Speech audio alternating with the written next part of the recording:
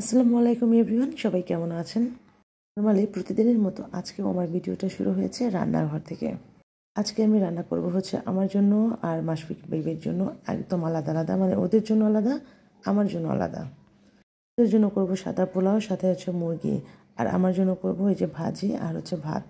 তো আজকে যে জিনিসটা আমি খুব বেশি রিয়েলাইজ করতে পেরেছি সেটা হচ্ছে প্রত্যেকটা মা বাবা তার সন্তানের জন্য এত বেশি নিজেকে চেঞ্জ করে ফেলে, সেটা আসলে কল্পনা করার বাহিরে। নর্মালি আমি নিজেকে দিয়েই ভাবি যে আমি কত ছিলাম আর এখন কত বেশি চেঞ্জ হয়ে গেছি। একটা সময় ছিল যখন আমি মানে পোলাও আমার সবচেয়ে অপছন্দ, মানে পোলাও আমি খেতামই না। আর এখন দেখা যায় যে সেইটাই মাঝে মাঝে ওইটাও খাই, মাঝে মাঝে ইচ্ছে হলে নিজের জন্য সাদা ভাত করি, না হলে ওইটাই খাই। কিন্তু আমার সবচেয়ে পছন্দ হচ্ছে ভুনা খিচুড়ি। কিন্তু সেই জিনিসটা মনে হয় আমি ভুলেই গেছি। মানে কতদিন যে হয়ে গেছে আমি ভুনা খিচুড়ি খাই না। এমনও হয় যে ঈদের সময় মানে নিজেরটা পছন্দ বাদ দিয়ে দিই, মেরাজের বাবার ওগুলোও পছন্দ, আবার মাসফিক বেবির, তারপর ভাইয়ার ওদেরও ওই পোলাওই পছন্দ। তো সেই জন্য দেখা যায় কি আমি ওই ঈদের সময় ওদের জন্য করি আর নিজের জন্য কিছু করতে ইচ্ছা করে না। কারণ ভুনা খিচুড়ি আমার বড় ছেলে একদমই পছন্দ করে না। তো আরও এরকম অনেক কিছু হ্যাবিট আছে যেগুলো আমি একেবারেই চেঞ্জ করে ফেলেছি। মোট কথা আসলে সন্তানের জন্য বাবা মা অনেক চেঞ্জ হয়ে যায়, অনেক স্যাক্রিফাইস করে। আর হচ্ছে তারপর যে ব্যাপারটা সেটা হচ্ছে যে ঘুম।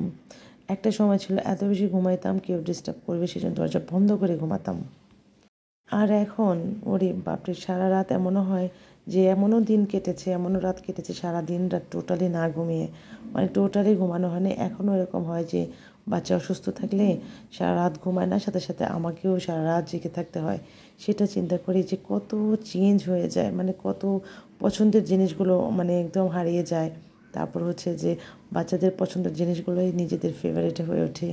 তো এইরকম প্রত্যেকটা বাবা মা আসলে সন্তানের জন্য অনেক বেশি স্যাক্রিফাইস করে, নিজেকে অনেক বেশি পরিবর্তন করে।